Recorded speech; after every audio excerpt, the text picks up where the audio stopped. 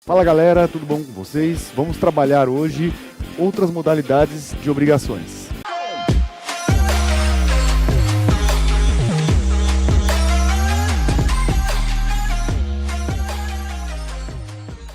Bom pessoal, a gente até agora estudou as principais modalidades de obrigações, né? Que são obrigações da coisa certa, incerta, fazer, não fazer, obrigações simples e compostas, aí, alternativas e facultativas, obrigações divisíveis e indivisíveis e obrigações solidárias. Agora, pessoal, nós vamos começar a estudar outras modalidades, outras formas de classificar as obrigações, que a doutrina coloca como outras modalidades exatamente porque elas são mais simples de serem estudadas, né? Vamos começar pela primeira delas, que são as obrigações líquidas e ilíquidas. O que são obrigações líquidas e ilíquidas? Pessoal, um conceito bem simples dessas obrigações aqui. Obrigação líquida, pessoal, que na verdade é a regra. O que é uma obrigação líquida? É aquela que nós vamos ter o gênero, a qualidade e a quantidade. A gente sabe, pessoal, que toda obrigação, como regra, deve ter gênero, qualidade e quantidade. A gente estudou que a obrigação de dar coisa incerta é aquela que vai faltar a qualidade. Já a obrigação ilíquida, pessoal, é aquela onde eu vou ter o gênero, vou ter a qualidade, mas não vou ter pré-definida a quantidade.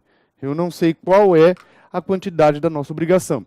E, na verdade, pessoal, essa modalidade, ela é exceção. Isso aqui, a gente trabalha como exceção. Por quê, pessoal? Porque, em regra, toda obrigação deve ter a sua quantidade definida, né? Desde o início da obrigação. Então, eu tenho que saber o que eu estou devendo e quanto eu estou devendo. Nós temos uma exceção aqui nessa situação, pessoal, que é exatamente um exemplo, praticamente é o único exemplo que nós temos hoje, que são as sentenças condenatórias e líquidas. Nessas modalidades de sentenças aqui, pessoal, que também são exceções dentro do processo civil, o que acontece? O juiz condena dentro de uma obrigação, mas a quantidade dessa obrigação ainda não está definida. A quantidade dessa obrigação vai ser definida num procedimento que nós chamamos de liquidação de sentença. Procedimento de liquidação de sentença, tá, pessoal? Nesse procedimento é que eu vou definir a quantidade da minha obrigação. Mas veja, pessoal, isso aqui tudo é exceção. A regra é que a nossa obrigação ela tem que ser líquida. Essa é a primeira modalidade especial, como vocês podem ver, uma modalidade bem simples. A segunda modalidade que nós temos a estudar aqui, pessoal, também são situações bem simples, que são as obrigações de meio, resultado e garantia. O que é uma obrigação de meio, pessoal? A obrigação de meio é aquela onde o devedor ele se obriga pelos meios de cumprimento da obrigação, mas ele não garante resultado. Então, pessoal, o nosso devedor ele se obriga pelo meio ou forma em que ele está cumprindo a obrigação, mas ele não vai garantir um resultado final dessa obrigação. Pode ser que lá no resultado final dê tudo certo e ele obtenha o resultado. Pode ser que não obtenha. Então, pessoal, aqui na obrigação de meio, não garante resultado. Exemplo, pessoal, a obrigação do advogado. Advogado, pessoal, quando ele assume uma causa, ele assume uma obrigação de meio. Por que ele assume uma obrigação de meio? Porque o advogado não garante resultado. Pode ser que lá no final do processo, se der tudo certo, o cliente dele vai ganhar. Pode ser que lá no final do processo, o cliente dele não vai ganhar. Então, o que na verdade acontece, pessoal? O advogado, ele assume a obrigação de cumprir a sua advocacia da melhor maneira possível, fazer tudo da melhor maneira possível, usando de todos os meios legítimos necessários para conquistar um resultado, mas ele não vai garantir o resultado, certo?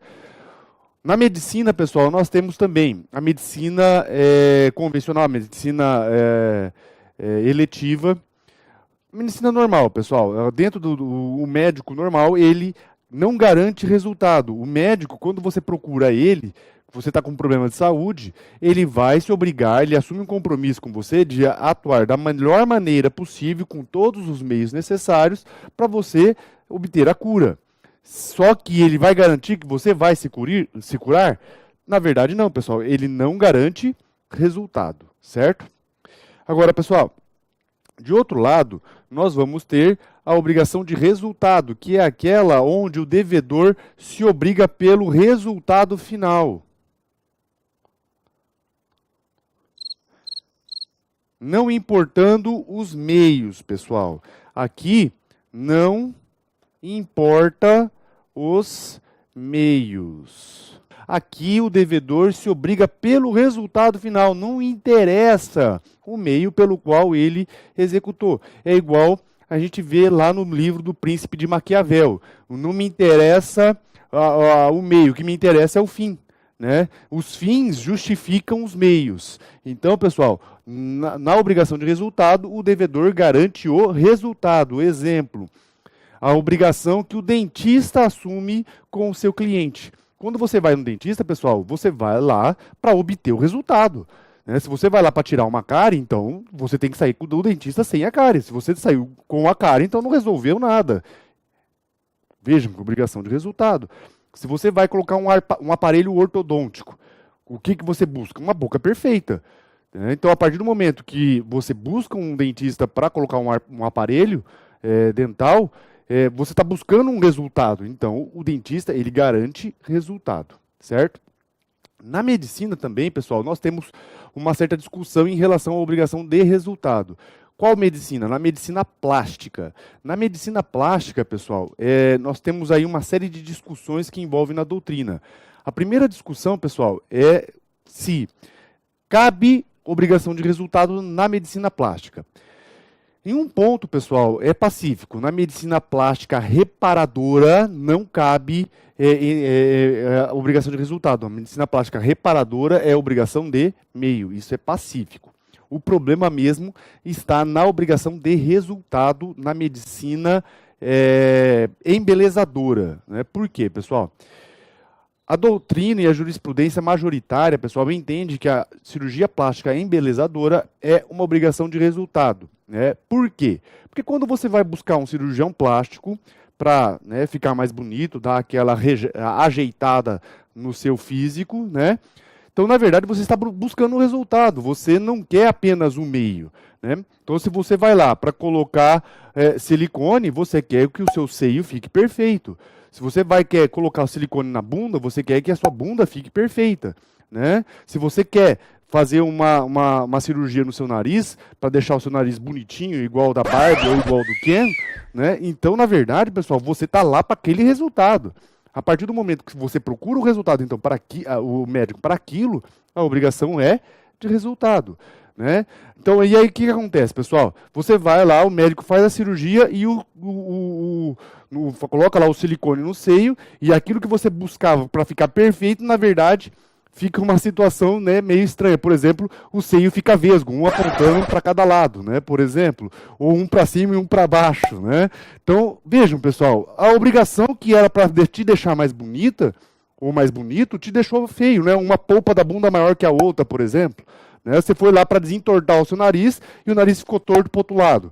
Então, vejam, pessoal, que é uma situação bastante complicada, porque a cirurgia de medicina plástica embelezadora, você está lá para conquistar um resultado. Mas existe um entendimento, pessoal, de que é impossível para a medicina prever a reação do corpo humano, né? Por exemplo, problema de formação de queloides na cicatrização.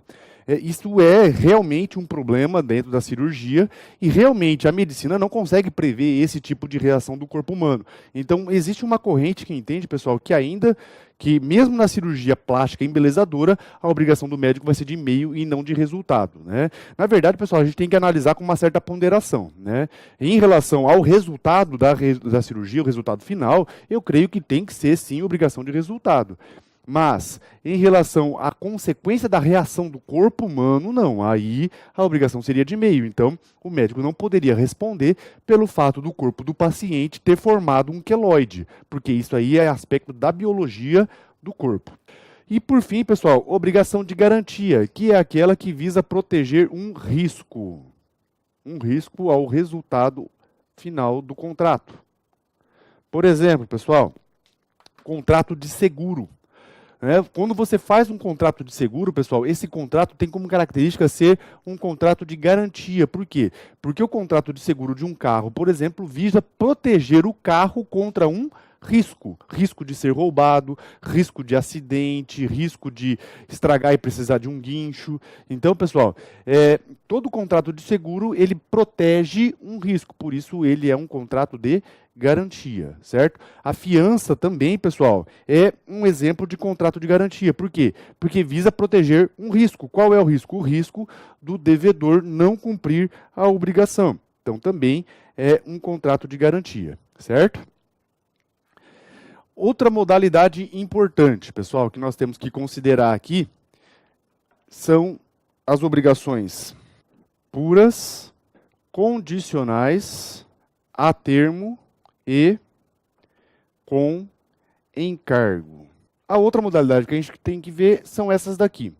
Obrigação pura, condicionais a termo e com encargo. Que, na verdade, pessoal, estão bastante ligados ao conceito de elementos eficaciais do negócio jurídico. Ou seja, nessas obrigações aqui, nós vamos analisar se a nossa obrigação ela está subordinada a um elemento eficacial ou um elemento acidental do negócio jurídico ou não. Né? No caso da obrigação pura, pessoal, é aquela que não está subordinada a nenhum elemento eficacial. Então, assumiu a obrigação, ela já está pronta e acabada para ser cumprida. Né? Obrigações puras. Já as obrigações condicionais, pessoal, é aquelas que se subordinam a uma condição, ou seja, um evento futuro e incerto. Evento futuro e incerto, certo? Bom, então a obrigação condicional, pessoal, vai ser aquela que vai subordinar a um evento futuro e incerto. Exemplo, casamento, pessoal. O casamento é um elemento eficacial incerto. Por que incerto, pessoal? Porque até a noiva dizer sim, né, há a possibilidade do casamento não se realizar, né? Por exemplo, acontecer igual naquele filme Noiva em Fuga, ela sair correndo e o casamento não realizar, pessoal. Então, o que acontece? Toda obrigação assumida em razão do casamento é uma obrigação condicional. Por quê? Porque até o sim, até se realizar o casamento, essa obrigação está subordinada a um evento futuro e incerto. E aí, então, pessoal, nós temos dois tipos de condições. Condições suspensivas e condições resolutivas. Condições suspensivas, pessoal, são aquelas que subordinam o início. Opa. E condições resolutivas são aquelas que vão subordinar o fim do efeito. Né? Exemplo, pessoal, do início, doação para o casamento. Presente de casamento, por exemplo, é uma condição suspensiva. Exemplo de condição resolutiva, propriedade resolúvel. Também é uma condição resolutiva, certo? Ok, pessoal. Em segundo lugar, nós vamos ter as obrigações a termos, que são também, né, elemento eficacial, subordinado aí o nosso negócio a um evento futuro e certo. Né? Então, o termo, pessoal, na verdade, ele é um evento futuro, só que esse evento futuro é certo. Né? E aí, então, pessoal, nós temos vários exemplos, na verdade, todo contrato que é vinculado a uma data, esse contrato tem um termo. Né? Então, por exemplo, um prazo final para pagamento é um termo. Subordinar esse contrato a uma data inicial, por exemplo, locação é um termo. Existem vários exemplos, né? Então, nós vamos ter aí termo inicial, termo final e o prazo. O que é o prazo? O prazo, pessoal, é termo inicial mais termo final, né? Então, nós vamos ter essas 3 situações aqui. Contrato de locação, por exemplo, pessoal, contrato de locação, em regra, contrato com locação por prazo determinado é um contrato que tem prazo. Por quê? Porque ele tem dia para iniciar e dia para terminar, né? Contrato de locação sem prazo determinado é um contrato a termo inicial. Por quê? Porque ele tem dia para começar, mas não tem dia para terminar, ok? E por fim, pessoal, as obrigações com encargo são aquelas que vão subordinar a nossa obrigação a um ônus, que deverá ser executado pelo devedor. Lembrando que esse ônus aqui, pessoal, não é prestação, tá? Não é prestação. O ônus, pessoal, na verdade, é outra situação que não é a prestação. Por exemplo, pessoal, doação com encargo. Vejam que na doação com encargo, pessoal, eu tenho o doador entregando um bem para o donatário, só que o nosso donatário, pessoal, ele tem que executar um ônus. Nosso donatário tem que executar um ônus em cima dessa doação, né? Que a gente chama de encargo. Então, pessoal, a doação com encargo é um exemplo de obrigação com encargo. Por quê? Porque a hora que se cumpre essa obrigação faz gerar um ônus. E qual é o ônus? Por exemplo, construir uma escola, né? Então eu dou o terreno para a pessoa e ao mesmo tempo essa pessoa assume o ônus de construir uma escola nesse terreno. É uma doação com encargo. Certo, pessoal? A próxima modalidade, então, pessoal, é a obrigação de execução instantânea e obrigação periódica. O que é uma obrigação de execução instantânea? É aquela obrigação, pessoal, que vai se cumprir com um único ato. Ou seja, o seu cumprimento, pessoal, não vai se desmembrar em vários atos que vão se prolongar no tempo. Ele vai se cumprir com um único ato. Por exemplo, pessoal, um contrato de compra e venda com pagamento à vista, né? Então você vai lá, compra o pacote de arroz, paga o pacote de arroz, acabou. Execução instantânea, certo? A execução instantânea, pessoal, ela pode ser de 2 formas. Quais são elas? Primeiro, execução instantânea imediata e execução instantânea diferida. O que vai ser a execução instantânea imediata, pessoal? É aquela que celebrou a obrigação, cumpriu. Acabou, já era. Imediatamente ela é cumprida, né? Como eu disse no exemplo do pacote de arroz. Já a execução diferida, pessoal, é aquela que vai se cumprir também num único ato, mas eu vou ter aí um prazo para cumprir. Por exemplo, se cumpre um único ato, mas tem 30 dias para cumprir, né? Então eu vou cumprir com um único ato, mas eu vou demorar aí algum tempo para ser cumprido, mas dentro de um único ato.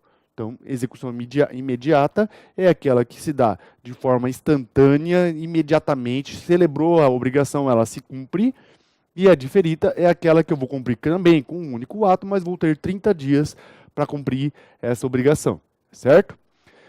Já a obrigação periódica, pessoal, é aquela que vai se desmembrar em vários atos, né? Em 2, 3, 4, 5, 6 atos, 7 mais, vários atos. Ou seja, pessoal, além de se prolongar em cumprimento de vários atos, esse cumprimento de vários atos, pessoal, vai se prolongar no tempo, né? Por isso que nós falamos, pessoal, que as obrigações periódicas, ela pode ser por prazo determinado e por prazo indeterminado, né? Então, veja, pessoal, na obrigação periódica, essa prestação ela vai se renovar, ela vai se distribuir em vários períodos, em vários atos, e esses vários atos podem ser por prazo determinado e prazo indeterminado. O que é o prazo determinado? Eu tenho dia para começar e dia para terminar. Prazo indeterminado, dia para começar, mas não tenho dia para terminar. Por exemplo, pessoal, contrato de locação. Contrato de locação é um contrato periódico. Por quê? Porque ele vai se prolongar, a sua execução vai se prolongar no tempo, em vários atos, e ele pode ser tanto com prazo determinado, quanto com prazo indeterminado. Contrato de prestação de serviço também é um contrato periódico. Por quê? Porque são vários atos de cumprimento. E pode ser tanto por prazo determinado, quanto por prazo indeterminado, certo? Então, isso é obrigação de execução instantânea, um único ato. Obrigação periódica, aquele que vai se desmembrar em vários atos. Dando ainda sequência, pessoal, faltam mais duas modalidades ainda. A primeira delas, obrigações civis e obrigações naturais. As obrigações civis, na verdade, pessoal, são as obrigações regras. São aquelas, pessoal, que têm exigibilidade, por isso é a regra. Né? Então, veja, pessoal, o devedor deve cumprir e o credor tem o poder de exigir. Então, o devedor deve cumprir e o credor tem o poder de exigir. Essa, na verdade, pessoal, é a regra. Toda obrigação, o devedor tem que ter o dever de cumprir e o credor tem que ter o poder de exigir. E, na verdade, a gente já viu isso lá nas noções gerais da obrigação dentro do vínculo. Todo vínculo obrigacional gera essas duas situações aqui, né? A obligatio e o nexum, certo? Mas existe, pessoal, uma situação que a doutrina chama de obrigações naturais ou obrigações morais. E essas obrigações, pessoal, são exceções. Por quê? Porque nelas, pessoal, o devedor deve cumprir. Mas o credor não pode exigir. Como assim, gente?